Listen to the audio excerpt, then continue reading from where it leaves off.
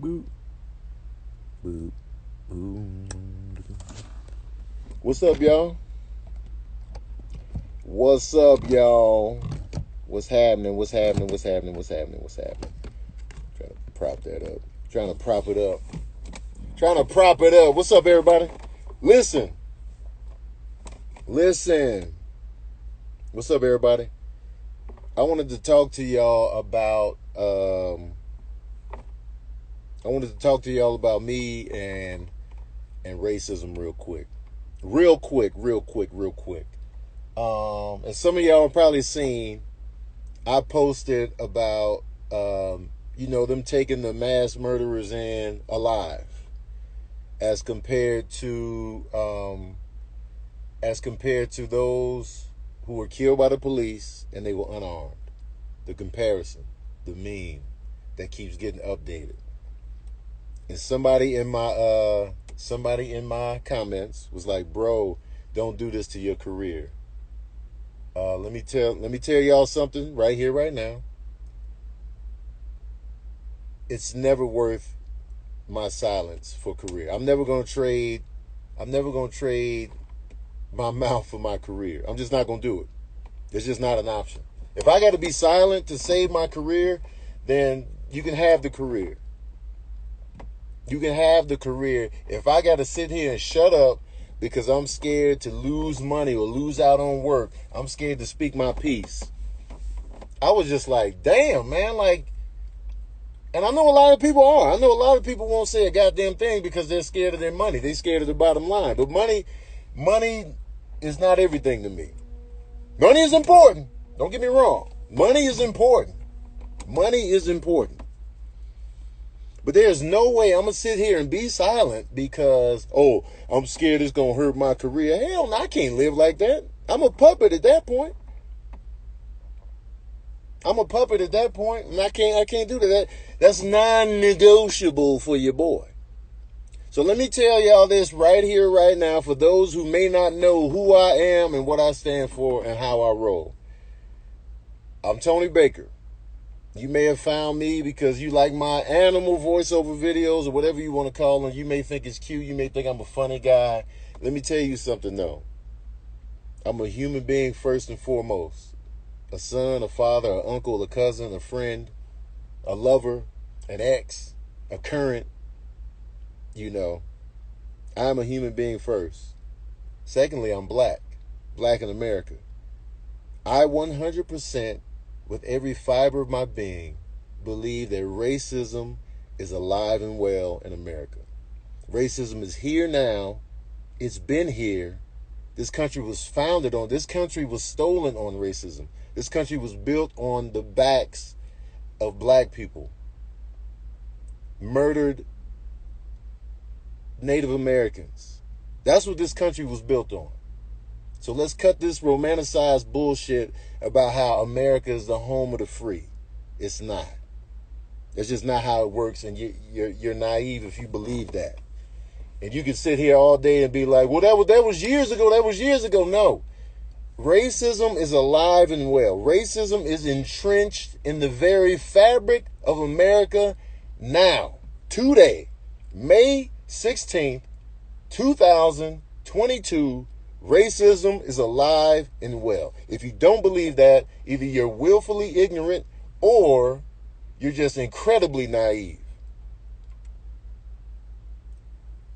Or you want to sit here and play dumb like you aren't a part of that racism. Now, racism is entrenched in the judicial system, government, law enforcement, education. It's in all that shit. Media. It is balls deep in it, drenched in it, marinated in it, in a crock pot. It hasn't gone anywhere. Yes, it's different now than it was back in the day, but it's still here. And to sit here and act like everything is equal, it's not. There's no equity going here. And, for people to sit here and whenever we raise hell, whenever we speak up, oh, what about Chicago? What about Chicago? What about Chicago? That's the typical song and dance. What about Chicago? You're only mad when white people kill black people. And I get it. It might look like that on the surface. I even felt that way for a hot second. I was like, man, how come we only raised hell for this? But I was raised in Chicago, and it was this. And then I was like, well, hold on. Hold on. That's not what's being said. That's not what's being said. It was like, all right, we're mad because when the cops kill black people, when the cops kill brown people, there's no ramifications for the murder. You know, a killer in Chicago, when they catch you, you getting arrested. You going to jail. When the cops do it, nothing happens. That's the difference. And we don't ignore violence in Chicago. That's the part that pisses me off. They always want to bring up Chicago, but we don't ignore the violence in Chicago. We never have. I was raised in Chicago on the South Side. Chicago, for one, is a very segregated and racist city from Jump Street. Chicago has been racist my whole life. It's been segregated my whole life. Why are black people only on the South and West Side in Chicago? Why is that? It's racism. It's redlining. Racism is entrenched in real estate.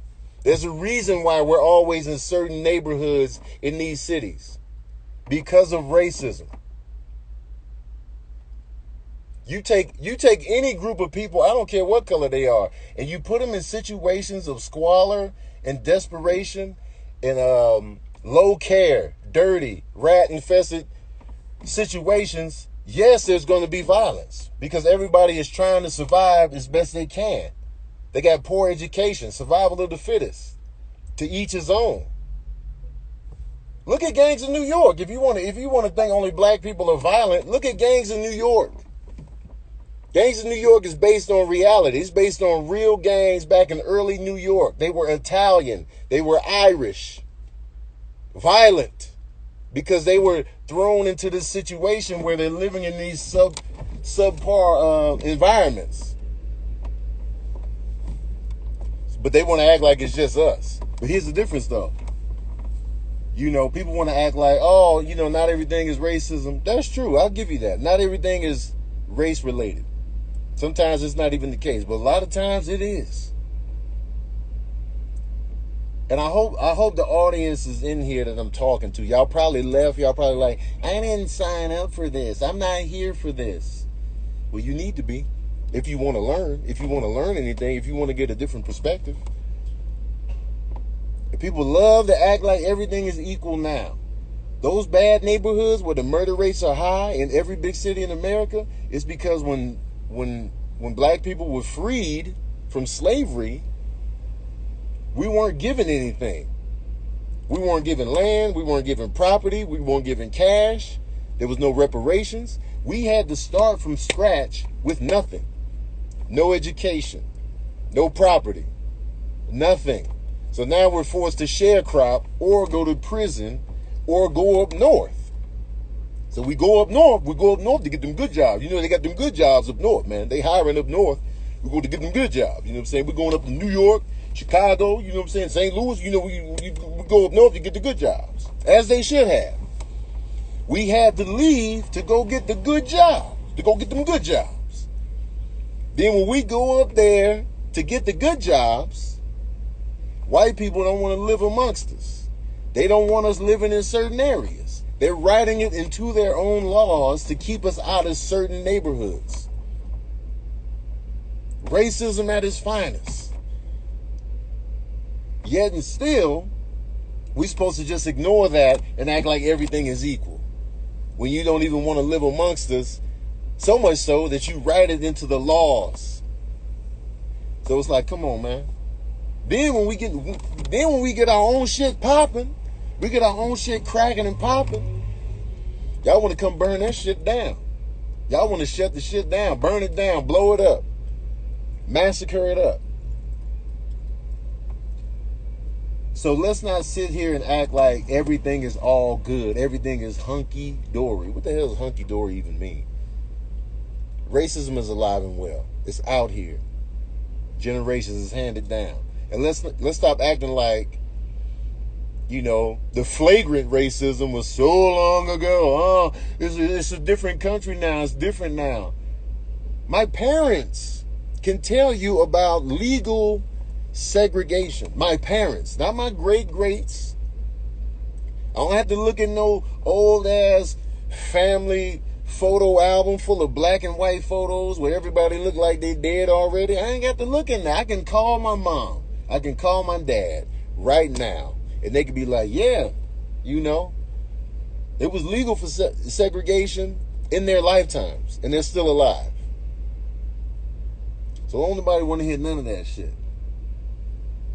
And I'ma always speak on this. I'ma speak my piece. I'm not scared to lose out on the gig because I'm speaking on this. Because I feel like what I'm talking about is righteous and real. You know what I'm saying? We've always cared about violence in Chicago. There have always been grassroots organizations in the communities of Chicago that were fighting against gang violence. There have always been that. They've always been spreading the word, keeping the violence down, talking to the youth, trying to make a difference. These teachers putting themselves on the front lines. These community organizers have been here. And the only people that are saying that shit are people that live on the outside. People that have never been 10 toes down in these neighborhoods in Chicago. You've never been on the south side of Chicago for real, but you want to bring up Chicago every chance you get. You don't know what they're doing in these communities. I've lived in Chicago. I've had teachers trying to make a difference, trying to make an impact, trying to come into these schools, teaching us Swahili on their own time, not getting paid for it, trying to show us that there's more to life than just Chicago and English, trying to teach us heritage and African culture. So y'all can miss me with all that shit. You just want to argue and be petty and just really downplay the lives that have been taken. And then when I speak on it, you won't be like, don't do this to your career. Fuck my career. Fuck my career. If I got to be a puppet, if I got to be silent, if I got to sit here and act like it's all good, fuck that. Hell no. Hell no. Hell no. And Chicago is just not some place that is a graveyard, a straight up war zone. Chicago is not a war zone. Stop drinking up what you see on the news every night. Yeah, it's a lot of violence there. It's always been a gang-heavy city. But there's also loving families, parties, work, beautiful communities, beautiful outreach, work being done, beautiful people, survivors. And people always want to bring up, well, they don't be telling on the killers in Chicago. They don't say that. That's because we don't trust law enforcement. We don't trust law enforcement. Law enforcement historically has not been here for us. So why would we put our lives at risk to call the cops and be like, yo, man, T-Mac murdered so-and-so. And then